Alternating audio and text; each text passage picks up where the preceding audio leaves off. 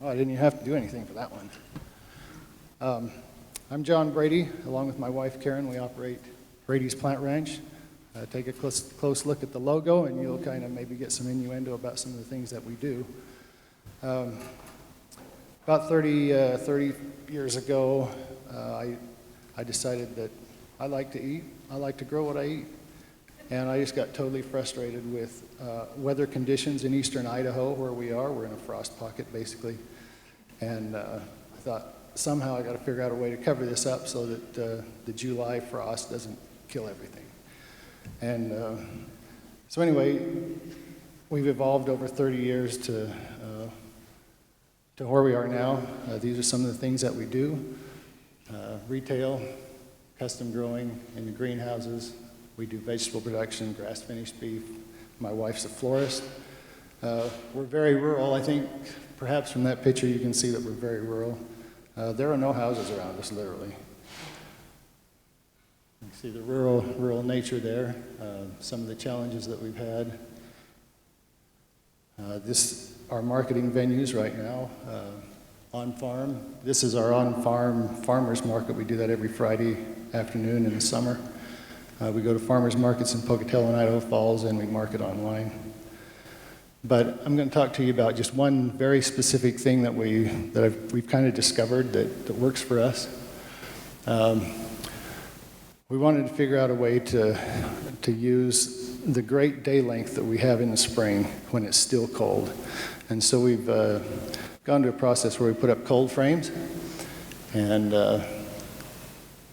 these are the goals that we have in those. Actually, they're minimally heated cold frames. They do have a heater in them.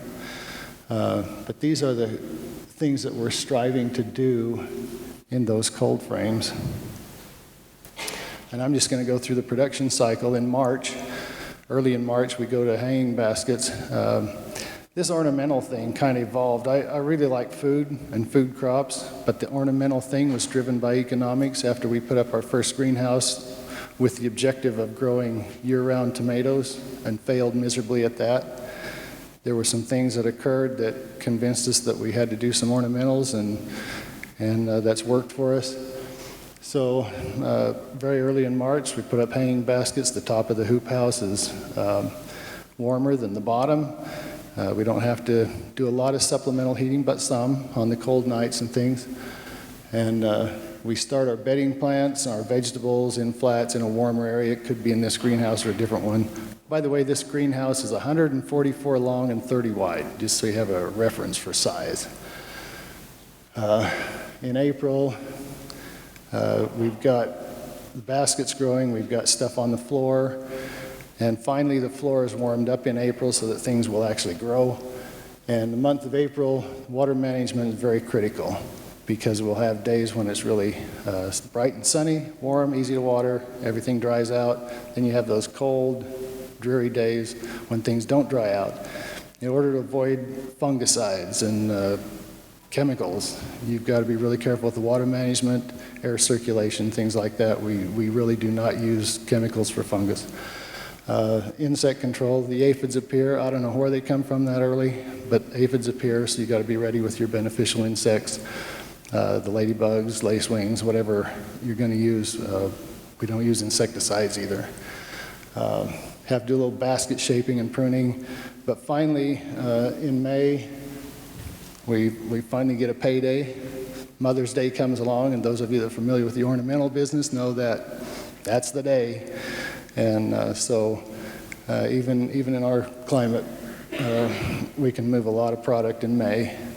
And so the objective is to get the ornamentals out of that cold frame and go to what we're doing in the ground. And what's really my love is the food part of this process. And we've experimented with a whole bunch of different things in the greenhouse, but just to put it in a nutshell, when we put the transplants in, we usually add some mycorrhizae, we add some humates and a little bit of organic fertilizer, jumpstart things in the soil, because the key to having a healthy food is to have a healthy soil, and we try to jumpstart that and take care of that all the time. This is the vegetative stage of the greenhouse, and We've used determinate varieties of tomatoes. You don't see the trellises and everything. We've done that. We've been through that. Our objective is to get early tomatoes as early as we possibly can for the market. The early market has premiums. We want those. And so we use determinate varieties. The other thing that happens at the end of the season is that we don't have to deal with heating the greenhouse later into the fall and winter. We can shut off heaters, and that's an objective, is to minimally heat this and still get performance and still get a crop and try to be sustainable. One of the things in this slide that you can see in terms of weed control that we've just kind of got onto is using bark mulches. We've used paper, plastic, we've used the whole gamut of mulches. I love this one. The bark, and it's actually wood chips is what it is. It's been great so far, and so we're really looking forward to moving forward with that. Fertility, the cool thing about this system is we have put fertility into the ornamentals. We've done it conventionally and organically, and in these greenhouses, these hoop houses where we grow our vegetables, we try to stick with organics as much as we can because we know we're going to eat it. And so anyway, those fertilizers leach out of the baskets and the flats, and now our vegetables are picking those up, so we have to add very little fertilizer. It's all coming back up, going out with the tomatoes and peppers. July to September, that's the harvesting stage. And one of the trade-offs from using the determinate tomatoes is that we don't get the nice uniform fruits and everything up the vine that when it's trellised. The fruits are a little odd shaped sometimes, but they're fast, they're early, and I've told you the advantages. We can get through. And the customers at the farmers markets, they want something that tastes good. And ours tastes good. And we've literally had customers as far away as South Carolina come to the Pocatello market to get our tomatoes. So it's kind of rewarding when you get that kind of a customer following, that they really are interested in the flavor and what you have to offer. After the tomatoes, we got to clean up. A good tomato crop can have a lot of residue. And we first took care of that with human labor. Then Joel Salatin started talking about how you can layer some things and hire these animals to do what they like to do anyway. And so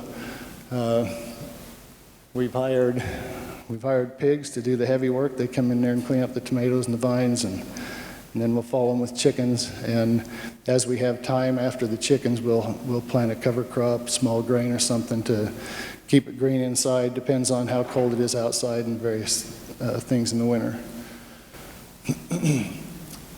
February, we go in, put the ground cover back down, and we can put this over a living mulch. If you've got a small grain living mulch, we can put it over that. Start again in March. I just want to show you this graphic because it's an interesting graphic of a hoop house and the temperature gradient on the floor of that greenhouse. And this varies by time of the year, but it's always kind of like this. And in a typical greenhouse, we're always fighting this with heaters and fans, and we're trying to do everything we can to make that level. But we can actually take advantage of this because if we have a crop of bedding plants on the floor, the stuff that's towards the center is ready to sell a couple of weeks before the stuff at the edge. And so we spread our marketing over a period of time, and it doesn't have to all sell at once to be high quality and marketable. I put this in to give you a little bit of an idea, and there's so many assumptions involved in this, I hesitate to even show it. But this is a 144 by 30 greenhouse, and this is a gross margin, so it's income over variable costs. With the ornamental phase, we can make a dollar amount, and that's what I was telling you at the beginning with the what kind of drove us to ornamentals was that people buy them. And then the summer phase with the vegetables. And in the winter phase, you know, what is it worth to have a pig in the greenhouse or chicken in the greenhouse, or to get a cover crop growing, to build your soil? Kind of hard to put a dollar amount on that maybe. But the major assumption here is that all the production gets sold. How are we doing on time? I'm pretty much out. So anyway, thank you very much.